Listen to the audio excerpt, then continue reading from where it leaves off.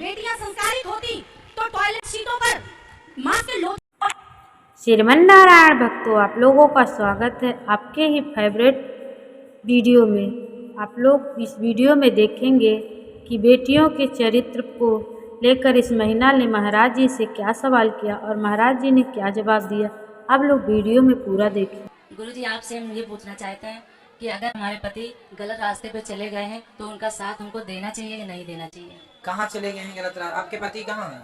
जी जो भी बोलिएगा, पति पत्नी हो जी ऐसा ना बोलिएगा, क्योंकि YouTube पे लाइव चलता है। जी, कुछ जी। भी आप बोलेंगे ना तो फिर बाद में लोग उसका बात का राई का पहाड़ बना के आप लोगों को ही परेशान करते हैं। इसलिए अपने घर परिवार के जुड़े सवाल यहाँ पर शेयर कम किया करो, ताकि कहीं आपको कल को लोग कहेंगे लो इनके साथ ऐसा है। आप तो कह रहे हैं अच्छे के लिए कि चलो हमारा सुधार हो। ऐसी कोई विशेष बातें हो तो हमसे अकेले में वहां पर जब बैठते हैं तो ये पूछ लेना। आपके पति को माइक दो। राधे राधे गुरु जी। जी, कैसे हैं आप? जी ठीक है आपकी पत्नी को आपसे शिकायत है, जी। तो आप क्यों ऐसा काम करते हैं कि शिकायत है? बहुत कोशिश करते हैं अपनी तरफ कि शिकायत ना हो। जी। तो इनको क्या शिकायत है? शिकायत इनकी दूर करने की कोशिश कर रहे हैं। दूर कर लो। जी और पति पत्नी हो प्यार से रहो, है ना? जी। रास्ता कभी नहीं भटकना चाहिए। खासकर पति पत्नी को जीवन भर साथ रहना है। हमें कभी हमेशा पर नारी से बच के रहो, शराब से बच के रहो, मांस से बच के रहो। इस धरती में आए हैं पर नारी, मांस, शराब, इनमें यदि कोई उलझ जाए तो उसका सर्वनाश हो जाएगा। लोग परलोक दोनों बिगड़ जाएगा। इसलिए आप शराब तो नहीं पीते, मांस तो नहीं खाते, फिर गलत रास्ते हैं नहीं। आपका जन्म मनुष्य का तन मिला है आपको। देखो, मैं भी मांस शराब नहीं खाता पीता, आप मांस शराब खाते पीते हैं। आप भी जी रहे हैं, मैं भी जी रहा हूँ, है ना जी? जिंदा तो आप भी ऑक्सीजन ले रहे हैं, हम भी ले रहे हैं। आप मांस खा के ले रहे हैं, हम बिना मांस खाए ले रहे हैं। तो हम बिना मांस के भी जिंदा है कि नहीं?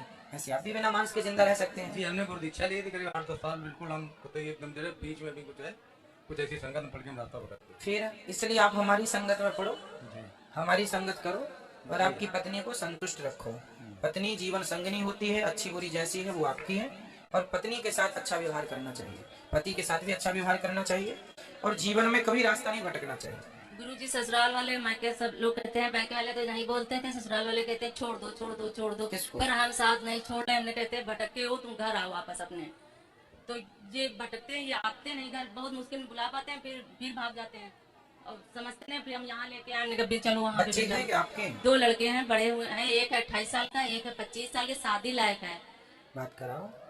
इतने बड़े बड़े बेटे हैं, आप गलत रास्ते पर चलेंगे तो बेटों का भविष्य क्या होगा? फिर लोग कहेंगे तेरा बाप ऐसा है तो कितना अच्छा होगा।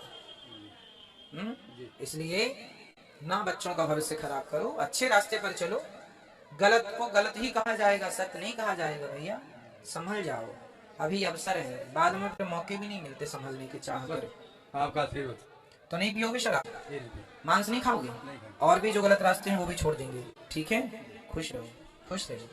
चरणों में कोटि कोटि राधे राधे जी। मेरा मात्र एक प्रश्न है आपसे कि यदि ये बात है बेटी बचाओ बेटी पढ़ाओ, बहुत महत्वपूर्ण प्रश्न है। मैं आपसे क्षमा चाहकर आपके चरणों में वंदन करके ये प्रश्न पूछ रही हूँ। बोलिए बोलिए। तो बेटी बचाओ बेटी पढ़ाओ ये सूक्ति अधूरी है। मेरा आपसे विनम्र नतमस्तक होकर और करबद्ध आपसे प्रार्थना है कि आप अपनी व्यासपीठ से इस सूक्ति को पूरा कीजिए। बेटी बचाओ बेटी पढ़ाओ, बेटी को संस्कार सिखाओ, क्योंकि यदि बेटी संस्कारित होती तो आज आपका आश्रम इतनी वृद्ध माताओं से नहीं भरा होता। यदि बेटियां संस्कारित होती तो टॉयलेट सीटों पर मांस के लोथड़े नहीं पड़े होते। यदि बेटी संस्कारित होती तो पति पत्नी के बीच में कभी कलह नहीं होता। यदि बेटी संस्कारित होती तो परिवार कभी टूटता नहीं। इसलिए मेरी आपसे इतनी प्रार्थना है, और मैं 4 बार आई हूँ यहाँ पर और मुझे प्रश्न पूछने का मौका नहीं मिला। आज अवसर मिला तो सबसे पहले तो आपको आपके कार्यों के लिए हृदय तल से आपका आभार और आपको धन्यवाद देना चाहूंगी। और मैं साहित्य से जुड़ी हूँ महाराज जी, और साहित्य से जुड़े होने के कारण मैं समाज में यही प्रश्नों को लेती हूँ। तो मुझे आलोचनाओं का शिकार होना पड़ता है कि आप नारी विरोधी हैं। यत्र नारीत्व पूज्यन्ते रमन्ते तत्र देवता।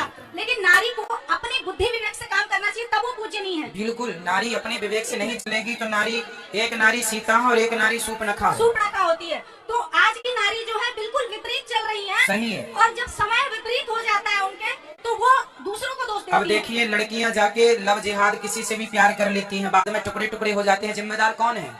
क्यों किसी से भी प्यार कर लिया? माँ बाप ने जहाँ शादी की, करना चाहे वहां करना। हमने कथा में इस बात को 1000 बार कहते हैं।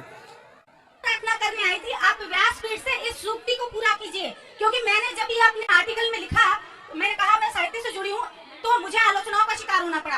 आपको करोड़ों लोग सुनते हैं। मेरी माँ, मैं सब्जेक्ट को बोलता हूँ, बहुत तरीके से बोलता हूँ। और क्या आप कृपया ये बोलें? और मेरा एक और प्रश्न है महाराज जी, कि जैसे हम लोग कभी झाड़ू लगाते हैं घर में या भगवान जी के मंदिर में, तो सैकड़ों चींटियां अनदेखी मर जाती हैं, तो मन में ग्लानि होती है। यदि हम झाड़ू पोछा करते हैं तो परेशानी, न करते हैं तो परेशानी, तो महाराज जी इसका कोई जो समाधान? नित्य के हम पाप करते हैं, जी। जैसे कि भोजन बनाने में पहले हम लोग चूल्हा में लकड़ी कंडे का प्रयोग करते थे, जी, उसमें जी। भी जीव हत्या होती थी। जी। झाड़ू लगाने में जी। पहले हम लोग मटके में पानी भरते थे, तो उसमें भी चींटियां ठंडक में जाके मर जाती जी थी। जी जी तो ये कुछ पाप हैं। हम चलते हैं तो पाँव के नीचे चींटियां, ये कुछ पाप हैं, जी। है ना? इस पाप से बचने के लिए हमें सूर्य भगवान को जल चढ़ाकर और नित्य भगवान का नाम ध्यान करना चाहिए, जिससे सामान्य पापों से नित्य के लिए मुक्ति मिल कोटि जाती कोटि है। धन्यवाद महाराज जी, खुश कोटि कोटि प्रणाम। गुरुजी, जी। क्या हम कंठी माला धारण करके प्याज लहसुन खा सकते हैं? प्याज लहसुन खाना एक व्यक्ति की अपनी स्वतंत्रता है। भगवान जी का भोग नहीं लगता तामसी होने के कारण, इसलिए लोग नहीं खाते कि भगवान जी नहीं खाते तो हम नहीं खाते। बाकी यदि आपका मन है कि हम खाएं, तो वो आपकी स्वतंत्रता है कि आपको खाना है या नहीं खाना, वो आपका निर्णय है। कोई खाए तो पाप नहीं है, क्योंकि आयुर्वेद में लहसुन प्याज का फिर भी स्थान है। कोई खाए तो पाप नहीं है, आप कंठी माला पहन सकते हैं। मन के विचार है कि आपको क्या, ये आपका निर्णय है, क्या खाना है क्या नहीं खाना। मैं क्या खाऊंगा क्या नहीं खाऊंगा ये मेरा निर्णय है, आपका भी निर्णय आपको लेना हो चाहिए। सर 6 महीने से बहुत डिस्टर्ब है। बोलते कि जो भेंट हुआ था, 2 बेटा था, 1 बेटा शादी किए, छोटा शादी नहीं किए थे जी। 25 अप्रैल को अचानक रात में सोया और सुबह बाथरूम लेटरिन में गया, गिर गया, हॉस्पिटल जाते रास्ते में खत्म हो गया। अच्छा। उस दिन से हम, हमें पता है औरंगाबाद जिला गया जिला पे, घर पता है दाऊदनगर थाना शमशेर नगर, हम रहते थे टाटा जमशेदपुर में। तो वहाँ हम ड्यूटी करते थे गवर्नमेंट का, हम लोग छोड़ छाड़ दिए। अब बहुत आसान है, हमारे 25 अप्रैल से मैं घर जा रहे हैं, कभी वहाँ जा रहे हैं, वहाँ जा रहे हैं। अब इधर ये देखना दिल्ली में चल रहे, वहाँ भी नहीं ऐसी रह पाए हम, दिमाग में एक परिंदा में चले। 3 दिन से घूम रहे हैं। आज परसों आपको प्रोफेसर सुने, आज दर्शन की इच्छा हुआ, क्या करें समझ में कुछ आ रहा है। यहाँ भी ड्यूटी के बारे में पूछे, कुछ दिमागो गार्ड उड़ के, तो बोला कि ठीक है कल बात करेंगे। मतलब आसान था एकदम, मन बिल्कुल। कथाएं सुनते रहिए, मन को शांति मिलेगी, है ना? जो हो गया है उससे याद नहीं करना चाहिए, जो होने वाला है उसको यदि वर्तमान से सुधार सको तो सुधार करो, और भविष्य में होने वाली गतिविधि पर नजर रख सकते हैं वर्तमान से। जिसका वर्तमान बेहतर है, अच्छे रास्ते पर है, कल भी अच्छा। अतीत को याद करके रोने से फायदा नहीं। यही थोड़ा सा है, यही कारण बड़ा बेटा है, पत्नी टट्सा पर कटम रखा है, पोता भी छोटा बच्चा जन्म लिया डबल लोकुस 2 लिया है, उस मन दोनों से हमको पटरी सटरी को नहीं खा रहा है। कथा सुनवाइए, सब परिवार सुनिए तो सबकी सद्बुद्धि आएगी, सबको अच्छी बुद्धि देंगे भगवान। खुश रहो। राधे राधे गुरुजी, आपके चरणों में कोटि कोटि प्रणाम। मैं यहाँ पे मेरे मम्मी पापा के साथ आई हूँ। मेरे भैया के ऊपर 7 महीने पहले काफी संकट आ गया था, और वो आपके चरणों में आके उन्होंने अपना सारा दुख बताया, और आपने कहा कि मुझसे नहीं उस राधे श्याम से कहिए, कृष्ण कन्हैया से कहिए, आपके संकट दूर हो जाएंगे। और आपसे बात करके यहीं पे थे और उन्हें कॉल आ गया कि जो संकट आपके ऊपर आया था वो दूर हो गया है। वाह, ये प्रार्थना देखो ठाकुर जी की। तो गुरुजी आपके चरणों में धन्यवाद देने के लिए मम्मी पापा यहाँ पे आए हैं और मुझे भी लाए। मम्मी इतना बोल नहीं पा रहे तो उन्होंने कहा कि धन्यवाद दे दी। खुश रहिए। धन्यवाद गुरुजी, प्रणाम। हमने गिफ्ट में लड्डू गोपाल दिए थे, तो अगला पूजा करता है या नहीं करता, उसका पाप या पुण्य किसके ऊपर जाएगा? जब आप दे दिए हैं तो आप कुछ भी क्यों याद रखते हैं? दे दिए मतलब दे के भूल जाओ। अब जो करे ना करे वो करे, आपको क्या करना? इससे हमारे ऊपर पाप तो नहीं आएगा ना। और हमारे सपने में लड्डू गोपाल एक बार छोटे आए थे और एक बार फिर 3 साल के आए थे, तो क्या है इसका मीन्स? आए ठाकुर जी आपके सपने में आए, दर्शन कीजिए। पहले अच्छा। छोटे आए, बड़े बाद में आए। तो पहले छोटे होता है आदमी, फिर ना बड़ा होता है। तो अच्छा। भगवान जी पहले छोटे रूप में आए, फिर वो बड़े हो गए तो बड़े रूप में भी आ गए। एक प्रश्न और है, वो कैकई माँ को ही सब दोष क्यों देते हैं? क्या कैकई माँ गलत है?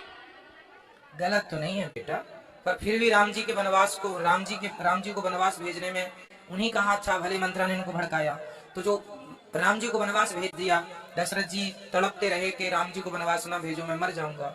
तो बड़ी निर्दयता से उन्होंने कहा भले आप मर जाओ पर भेजना पड़ेगा। तो वो जो एक पत्थर दिल हो गई ना माता कैकेयी, वो बुरा था। ठीक एक है, सवाल- भले वो लीला थी, पर फिर भी मतलब फिर भी अब इसका कोई उत्तर नहीं है। कान्हा और राधा जी की शादी हुई है या नहीं? हुई है, भांडीर बैठे यहाँ 84 कोस में। तो दोस्तों, उम्मीद है आपको ये वीडियो बहुत अच्छा लगा होगा, क्योंकि प्रश्नोत्तरी में पूछे गए हर सवालों को महाराज जी ने बहुत अच्छे से जवाब दिया है और लोगों को संतुष्ट किया है। कमेंट बॉक्स में अपनी राय देना मत भूलना। मिलते हैं नेक्स्ट वीडियो।